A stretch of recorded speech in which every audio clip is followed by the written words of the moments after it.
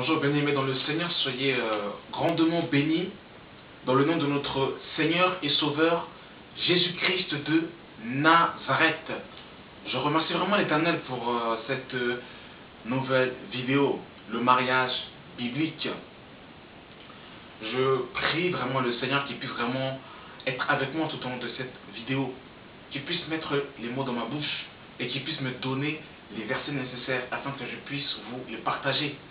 Et que vraiment nous puissions être enseignés par le Seigneur et non par un homme, vraiment. J'aimerais d'abord remettre vraiment ce moment, cette vidéo entre les mains de notre Seigneur et Sauveur. Éternel Dieu puissant, je te remercie vraiment pour cette vidéo. Je prie vraiment que cette vidéo vraiment puisse toucher vraiment les cœurs de tous ceux qui vont la regarder. Et que vraiment, Père, ta parole puisse créer, Seigneur, la vie dans le cœur de toute personne qui va entendre ce message. Car la foi vient de ce que l'on entend, et ce que l'on entend vient de la parole de Christ. Amen. Alors, le mariage biblique.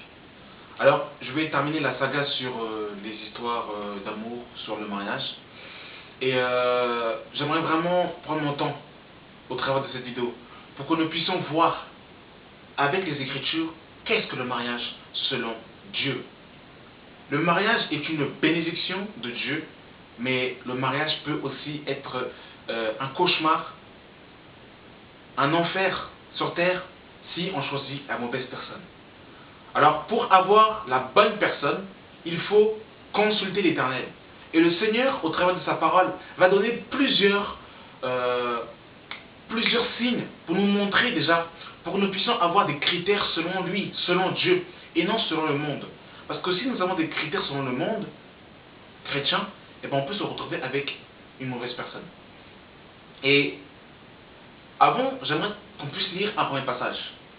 Je suis dans Proverbes chapitre 19, le verset 4, qui nous dit ceci: la folie de l'homme pervertit sa voix, et c'est contre l'Éternel que son cœur s'irrite.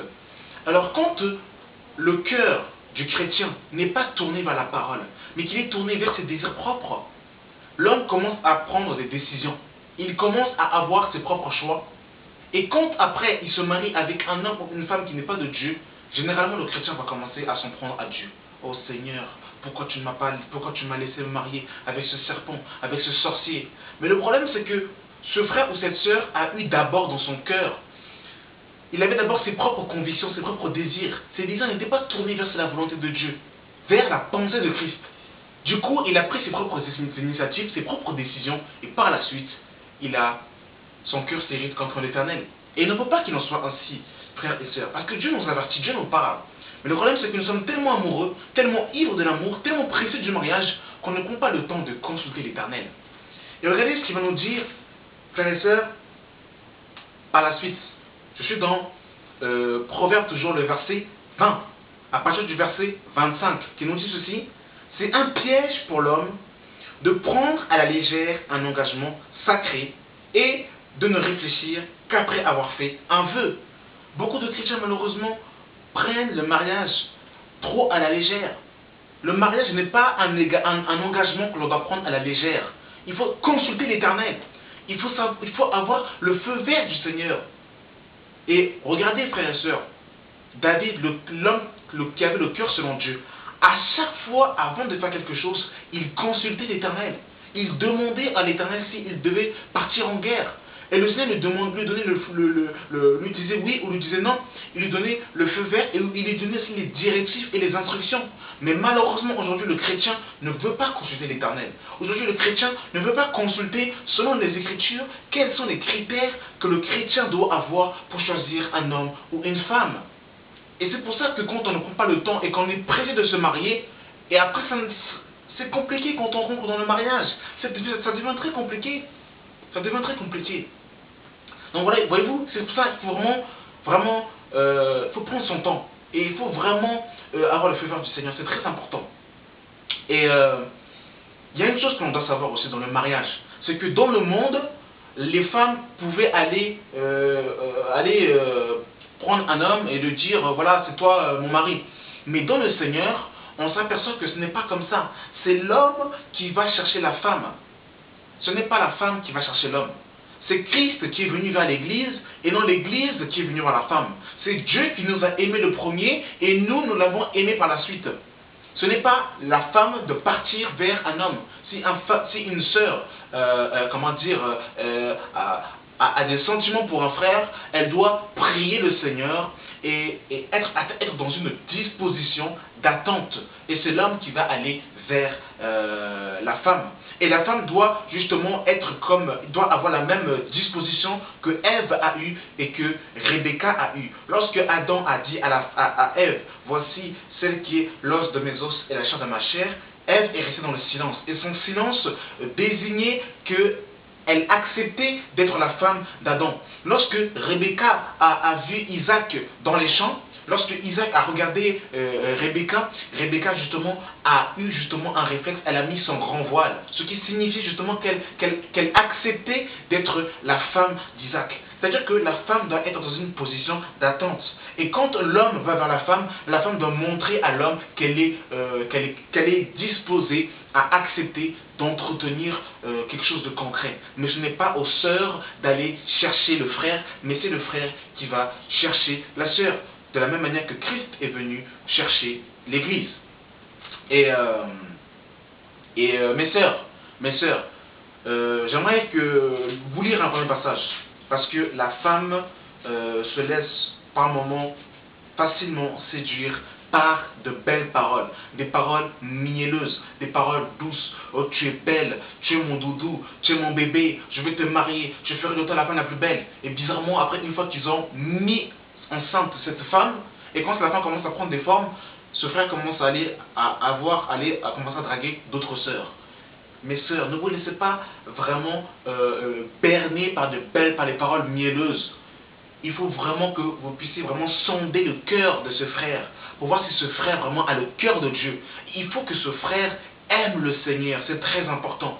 Parce que s'il n'aime pas le Seigneur, s'il n'aime pas Dieu, je vous dis la vérité, il va aimer les divertissements. C'est-à-dire, il va vouloir aller au cinéma avec vous, il va vouloir aller manger avec vous, il va vouloir coucher avec vous, mais il ne voudra pas prier, il ne voudra pas jeûner, il ne voudra pas lire la Bible, il ne voudra pas évangéliser, il ne voudra pas l'enseignement. Non, vraiment, le cœur, vraiment, c'est le cœur vraiment avant tout que vous devez vraiment sonder si la personne aime Dieu. Et il y a un passage qui nous dira dans Proverbes chapitre 5, le verset 3 à 4, qui nous dira ceci.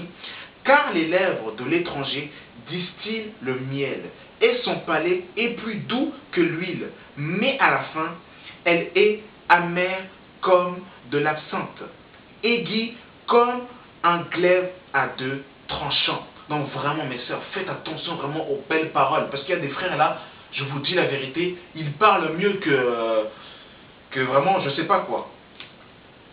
Vraiment, faites attention, ne vous laissez pas vraiment berner par les belles paroles. Et un autre passage encore pour mes sœurs, vraiment parce qu'il y a de plus en plus des lourds ravisseurs, je vous dis la vérité. Il y en a là, je vous dis la vérité, mes sœurs, il y en a qui sont là juste pour votre corps. Il y en a qui veulent juste coucher avec vous, et une fois qu'ils auront eu ce qu'ils voudront, ils vont vous jeter. Et c'est triste à dire, mais c'est la vérité. Vraiment, mes sœurs, vraiment faites attention. Je vais lire un autre passage dans 2 Timothée, chapitre 3, le verset 6, qui nous dit ceci. Il en est parmi eux qui s'introduisent dans les maisons et qui captivent des femmes d'un esprit faible et borné, chargées de péché, agitées par toute passion et toute espèce. Apprenons toujours et ne pourrons jamais arriver à la connaissance de la vérité. Donc il y a des frères qui vont venir avec la parole, ils vont s'introduire dans des maisons. Mais eux, leur finalité, ça ne sera pas d'enseigner les sœurs, mais ça sera justement de profiter d'elles. Donc vraiment, mes sœurs, vraiment faites attention. Et j'aimerais lire quelques passages par rapport justement pour nous les frères, pour nous interpeller. Nous qui aimons la beauté extérieure, l'apparence extérieure, vraiment faisons attention, nous les frères, vraiment, ne nous laissons pas ébranler par l'apparence extérieure d'une femme ou par l'apparence de la piété. Parce qu'il y a des sœurs qui peuvent arriver, voile, soutane, doudoune, tout ce que vous voulez, on ne voit pas leur forme, mais quand vous les mettez dans la maison, on voit que c'est la tigresse qui commence à se révéler. Jézabel, tout ça là, on ne comprend pas. Donc vraiment, consultons le Seigneur et vraiment ne nous laissons pas flatter par la beauté extérieure. Et on nous dit dans Proverbes chapitre 6, le verset 25, on nous dit, ne la convoite pas dans ton cœur pour sa beauté et ne te laisse pas séduire par ses paupières. Car pour la femme, prostituée, on se réduit à un morceau de pain. Et la femme mariée tend un piège à la vie précieuse. Donc vraiment, que la beauté ne nous frappe pas et que nous ne choisissons pas une femme à cause de l'apparence extérieure ou de l'apparence de la piété. Vraiment, frères et sœurs, vraiment faisons attention, vraiment.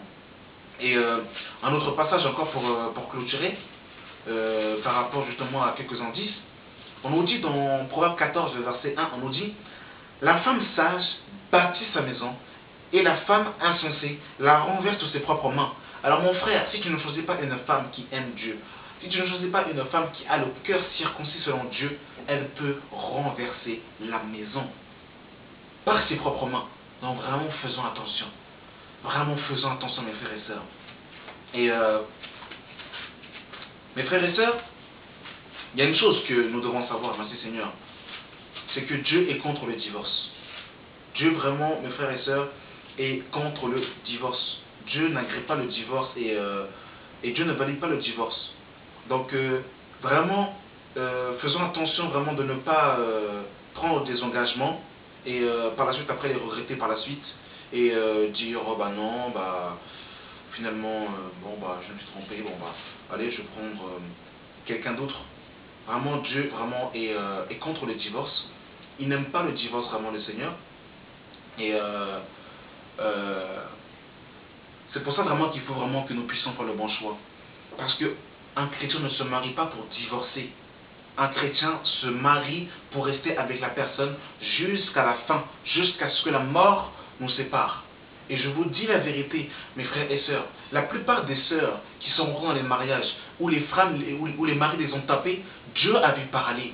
Dieu avait parlé soit en songe, soit il avait parlé par l'intermédiaire d'un frère ou d'une sœur, soit même par des païens. Je vous dis la vérité, Dieu nous parle. Avant qu'on s'engage, je vous dis la vérité, Dieu parle. Dieu parle. Aucun chrétien ne peut dire qu'il est rentré dans un mariage et qu'après il est surpris dans la mauvaise personne. Parce que Dieu nous parle. Cependant, tantôt d'une manière et tantôt d'une autre. Mais malheureusement, on n'y prend point garde, malheureusement. On n'y prend pas garde. Et regardez ce que le Seigneur va dire par rapport au mariage. Je suis dans Matthieu. Matthieu chapitre 19, à partir du verset 3 à 9.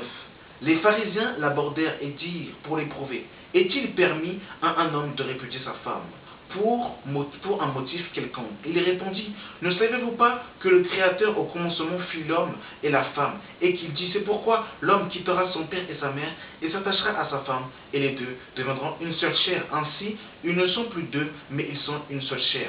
Que l'homme donc ne sépare point ce que Dieu a joint. Pourquoi donc, lui dit-il, Moïse a-t-il prescrit de donner à la femme une lettre de divorce et de la répudier? Il répondit: c'est à cause de la dureté de votre cœur que Moïse vous a permis de répudier sa femme. Au commencement, il n'en était pas ainsi. Mais je vous le dis, que celui qui répudie sa femme, sauf pour infidélité, et qui en épouse une autre commet un adultère. Et que celui qui épouse et qui épousera celle qui sera répudiée commet aussi un adultère. Et ici, malheureusement, beaucoup de chrétiens ont mal compris ce verset, quand ici Jésus dira au verset 9: mais moi je vous dis que celui qui répudie sa femme, sauf pour infidélité, et qui en épouse une autre, commet un adultère. Et ici, beaucoup de chrétiens vont considérer que quand ici Jésus va dire sauf, il va dire que, bon, mon mari m'a trompé, ma femme m'a trompé, donc c'est bon, je peux me remarier. Il y a une chose chrétienne que nous devons comprendre, c'est que même quand notre homme ou notre femme nous trompe, le premier réflexe du chrétien, ce n'est pas le divorce. Le chrétien doit d'abord avoir ce cœur à pardonner. Je m'explique. Comprenez le langage. Je ne suis pas en train d'encourager l'adultère, ce n'est pas ça. Mais je dis que le premier réflexe du chrétien, ce n'est pas de divorcer. Le chrétien doit avoir cette capacité vraiment de pardonner. Parce que Christ, avec qui nous sommes fiancés, lorsque nous péchons, frères et sœurs, Christ ne divorce pas de nous. Christ ne se sépare pas de nous dès que nous péchons. Mais lorsque nous pardonnons, Christ justement accepte notre pardon. Et il accepte justement volontairement et il oublie en fait. Et le chrétien ne doit pas avoir ce cœur ardent d'être pressé à divorcer.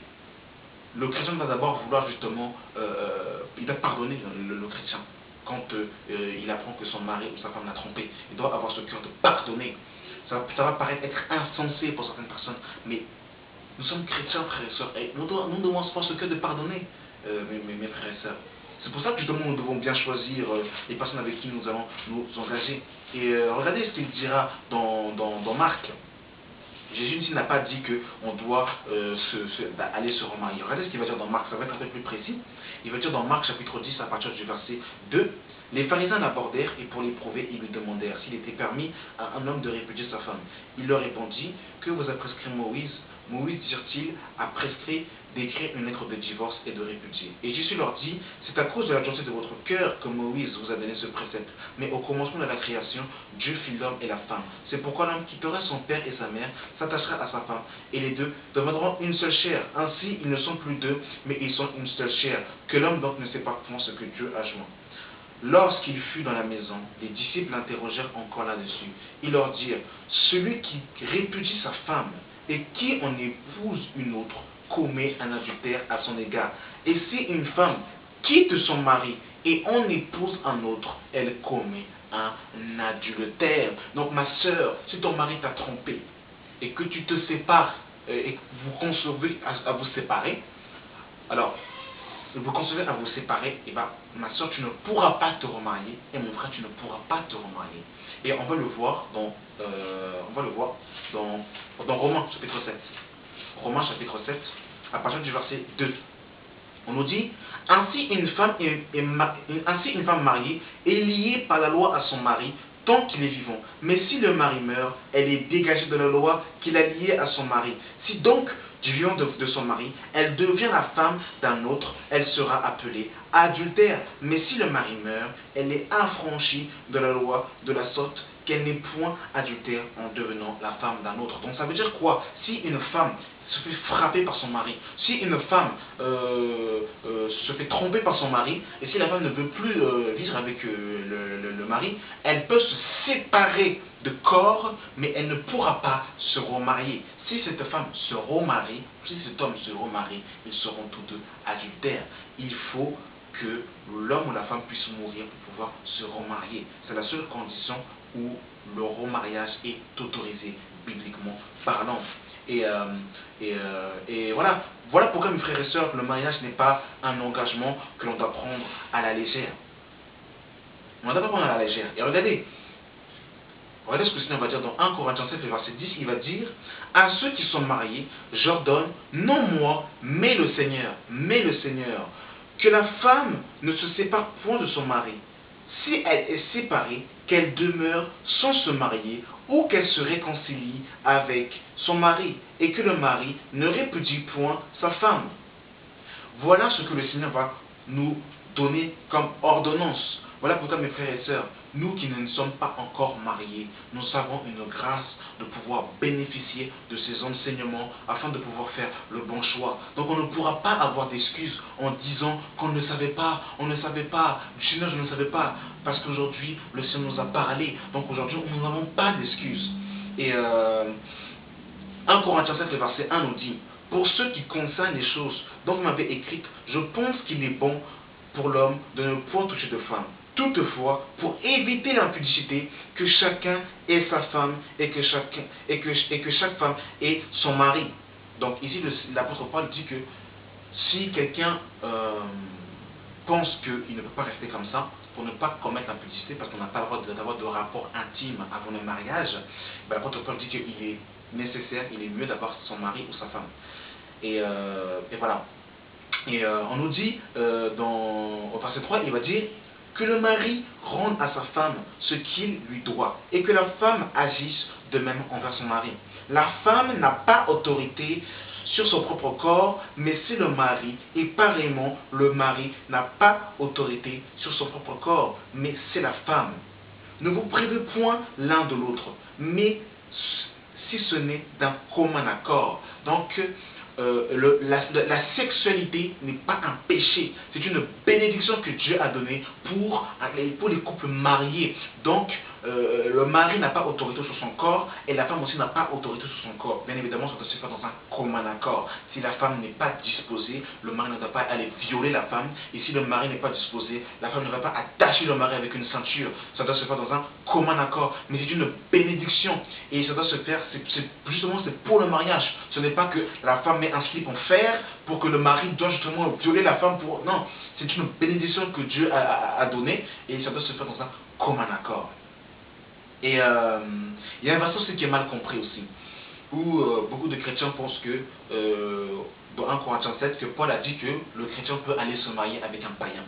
Nous avons déjà évoqué ce sujet dans la vidéo Le choix du conjoint, où nous avons pu voir, où Dieu nous montrait pourquoi il n'était pas bon justement de se mettre avec un païen. Pourquoi il n'est pas bon de se mettre avec un païen. Là, il y a une chose que nous devons comprendre, c'est que si demain un chrétien consente à se marier avec un païen, si les choses sont faites dans les règles, bah pour Dieu ils sont mariés. Mais après il y aura des conséquences, et les conséquences nous avons évoquées dans cette vidéo, et on peut aussi encore traiter certains cas. Les difficultés que l'on peut rencontrer quand on se marie avec quelqu'un qui n'aime pas le Seigneur, c'est que ça va être difficile justement de pouvoir partager la parole du Seigneur. Et il n'y a rien de plus malheureux et de plus triste de ne pas pouvoir partager sa foi avec son mari ou avec sa femme. C'est que le mari ne pourra pas, en fait, la femme ne pourra pas dire au mari, par exemple, ne va pas en boîte de nuit. Elle va pouvoir lui dire, mais si le mari ne veut pas écouter sa femme, il ira en boîte. Il pourra faire des choses en fait iniques, en fait, des choses qui ne sont pas de Dieu, parce qu'il n'aura pas la semence du Père dans son cœur. Et se marier avec une femme qui n'aime pas Dieu, eh ben, on ne pourra pas en fait, par exemple, prier pour les enfants, jeûner, intercéder, lire la Bible, avoir la révélation de Jésus-Christ ensemble, parce que la femme n'aura pas le cœur de Dieu. Donc c'est vraiment la corde autour du cou de se mettre avec quelqu'un qui n'a pas la semence de Dieu. Il y a même un adage qui dira, les oiseaux du même plumage volent ensemble. Et les colombes et les corbeaux, comme une sœur m'avait dit, et ça m'avait interpellé, les colombes et les corbeaux ne volent pas ensemble. Que celui qui a des oreilles pour entendre, entende. Et il y a même un passage qui nous dira dans 1 Corinthiens 15, verset 33, si je ne m'abuse, les mauvaises compagnies corrompent les bonnes mœurs. Et la difficulté, le danger de se mettre avec quelqu'un qui n'aime pas Dieu, c'est de se laisser corrompre par le monde et avaler par le monde.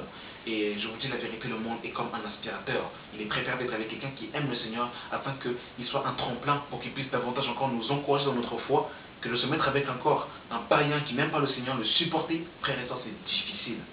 Et au verset 33 de 1 Corinthiens 7, il dira, si une femme a un mari non croyant et qu'il consiste à habiter avec, on dit bien que si une femme a un mari, donc on parle dans le cadre de personnes qui sont mariées, et car la femme non croyante est sanctifiée par la femme et la femme non croyante est sanctifiée par le mari. Autrement, vos enfants seraient impurs, tandis que maintenant ils sont saints. Si le non-croyant se sépare, qui se sépare, le frère ou la soeur ne sont pas liés dans ce cas-là. Et ici, quand il dit qu'ils ne sont pas liés dans ce cas-là, l'apôtre Paul ne dit pas que, bon voilà, tu te mets avec un païen, et puis si vous êtes mariés, bah, vous n'êtes pas liés, faites ce que vous voulez, parce que sinon ça annulerait tous les passages qu'on a vus précédemment. En fait, ici, l'apôtre Paul veut dire tout simplement, c'est que si par exemple, un homme et une femme s'étaient connus, et qu'ils étaient païens, et que par la suite la femme accepte le Seigneur, et bien la femme ne va pas se séparer de son mari. Elle va rester avec lui. Parce que par la suite, il va dire que la femme peut gagner le mari, ou le mari peut gagner la femme si la femme est païenne.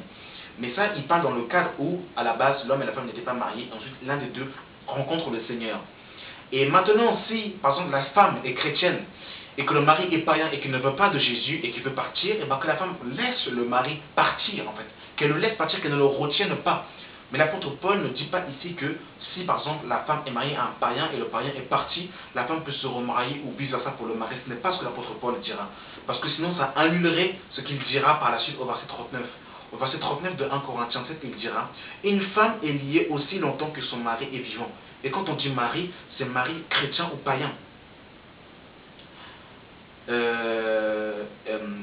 Tant que le mari est vivant. Mais si le mari meurt, elle est libre de se marier à qui elle veut, seulement que ce soit dans le Seigneur. Donc il dit encore, il précise encore, seulement que ce soit dans le Seigneur. Il serait invraisemblable vraiment de se marier avec les gens du dehors. Il serait vraiment invraisemblable. Surtout quand on a la révélation de la parole, il serait invraisemblable de se marier avec un païen. Donc voilà. Mais ce qui est terrible, c'est que nous mettons en garde des frères et des sœurs, mais ils sont tellement ivres de l'amour qu'ils vont quand même prendre des décisions, voilà, avoir des relations compliquées. Et après, quand on dit aux frères et à la sœur, venez, on va prier, c'est compliqué parce que Jésus n'est plus à sa place, parce que le frère ou la sœur est tellement happé par le monde qu'après c'est difficile, il n'y a plus Jésus. Et des fois, on s'attarde beaucoup sur les païens, mais je vous dis la vérité qu'il y a aussi des gens qui se disent chrétiens, qui se disent enfants de Dieu, qui ne le sont pas. Et eux, ils sont encore plus subtils, parce qu'au moins le païen, on sait qu'il est païen. Mais ceux qui se disent de Christ, là, qui viennent avec une Bible qui pèse 1 tonne, je vous dis la vérité, il faut mettre des loupes spirituelles pour bien voir, là, pour bien discerner si vraiment cet homme ou cette femme, si c'est vraiment de Dieu. Je vous dis la vérité, parce que beaucoup vont venir sous le nom de Christ. Et vraiment, il faudra vraiment les yeux de l'esprit pour voir, parce que là c'est compliqué. Je vous dis la vérité. Donc, vraiment, que Dieu vraiment nous fasse grâce. Vraiment, que Dieu nous fasse grâce. Et la Bible nous dit, je vais terminer par ce passage, dans Éphésiens 5, à partir du verset 22, on nous dit, femmes, soyez soumises à vos maris comme au Seigneur, car le mari est le chef de la femme, comme Christ est le chef de l'Église. Donc une femme doit être soumise à son mari. Et la soumission selon le Seigneur n'a rien à voir avec la soumission comme dans le monde. Ce n'est pas une soumission écrasante, c'est une soumission volontaire, de bon cœur, d'amour. Et la femme se soumet à son mari parce que le mari lui donne de l'amour, de l'affection, de la tendresse. Il la chérit. Et le mari aime tellement sa femme qu'il peut donner sa vie pour sa femme. Et la parole va nous dire par la suite, qui est son corps et dont il est le sauveur. Or, de même que l'Église est soumise à Christ, les femmes aussi doivent l'être à leur mari en toutes choses. Marie, aimez vos femmes comme Christ a aimé l'Église et s'est livré lui-même pour elle afin de la sanctifier, après l'avoir purifiée par l'eau de la parole, afin de faire paraître devant lui cette Église glorieuse, sans tache, ni ride, ni rien de semblable, mais sainte et irrépréhensible. Donc on voit que même le Seigneur ne choisit pas n'importe quelle femme. Le Seigneur aussi a des critères bien spécifiques. Le Seigneur ne pourrait pas marier une femme qui a des rides, mais il va choisir une femme sainte, irréprochable. Donc le chrétien aussi doit avoir des critères bibliques. Si le chrétien n'est pas exigeant dans ses critères, selon la parole, il peut se retrouver dans des choses terribles en fait. Verset 28. C'est ainsi que les maris doivent aimer leur femme comme leur propre corps.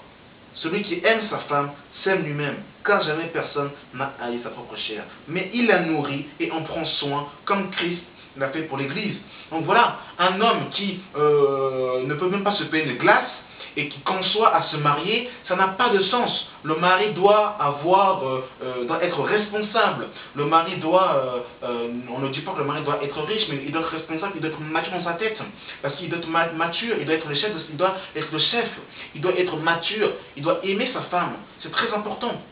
Et la Bible dit que l'homme quittera son père et sa mère et s'attachera à sa femme. Donc un frère qui est chez ses parents et qui conçoit à se marier, ça n'a pas d'intérêt. Il faut que l'homme soit responsable. Il faut que l'homme puisse nourrir sa femme. Si mon frère, tu ne peux pas te payer un sneakers, tu ne peux pas te concevoir à te marier, ça n'a pas d'intérêt. Et ma soeur, si tu veux te marier, mais que tu ne demandes pas au Seigneur qu'il remplisse ton cœur justement de la femme selon Dieu, ça n'a pas d'intérêt. Si quand tu n'arrives même pas à accepter tes défauts, si tu n'arrives pas à t'humilier, à demander pardon quand tu as tort, ça ne sert à rien de demander le mariage. Et il dira, parce que nous sommes membres, étant dans sa chair et étant de ses os. C'est pourquoi l'homme quittera son père et sa mère et s'attachera à sa femme, et les deux deviendront une seule chair. Ce mystère est grand, je le dis, par rapport à Christ et à l'Église. Du reste, que chacun de vous aime sa femme comme lui-même, et que la femme respecte son mari. Ma soeur, si tu n'arrives déjà pas à respecter tes parents, tu auras du mal à respecter ton mari. Donc voilà, le mari doit aimer sa femme comme sa propre chair. Il doit la respecter. Il ne doit pas l'écraser. Il ne doit pas la brutaliser. Il ne doit pas être sauvage avec elle, mais il doit l'aimer. Et la femme doit respecter son mari. Donc voilà un peu le mariage selon les Écritures. Voilà pourquoi, mes frères et sœurs, nous devons vraiment avoir des critères bibliques. Nous ne devons pas être précipités, mais nous devons vraiment avoir des critères selon Dieu. Et des fois, notre cœur peut nous tromper. Nous devons avoir le cœur du Père, c'est-à-dire vraiment nous marier avec la pensée du Père. Parce qu'il y a deux pensées, il y a la pensée de Dieu et il y a la pensée de Satan. Souvenez-vous dans Matthieu 16, lorsque Pierre a dit à Jésus que à Dieu me plaise, tu n'iras pas à la croix. Jésus a dit à Pierre, arrière de moi Satan, car tes pensées ne sont pas les pensées de Dieu, mais les pensées de l'homme. Donc il y a deux pensées. Il y a la pensée de Dieu, il y a la pensée de Satan. Donc on ne peut pas être au milieu. Soit un chrétien aura la pensée du mariage par rapport à la pensée de Dieu, ou soit par rapport à la pensée du monde, autrement dit la pensée de Satan. Et quand on a la pensée de Satan et qu'on se met dans le mariage, je vous dis la vérité, il y a des catastrophes. Voilà pourquoi vous voyez beaucoup de chrétiens divorcés, remariés, parce qu'ils n'ont pas pris le temps de consulter le Seigneur. Nous qui avons, où Dieu nous fait grâce par rapport à ces enseignements, vraiment, ne faisons pas l'erreur de choisir la mauvaise personne. Merci d'avoir suivi cette vidéo. Que Dieu vous bénisse dans le nom puissant et glorieux de Jésus-Christ. Amen.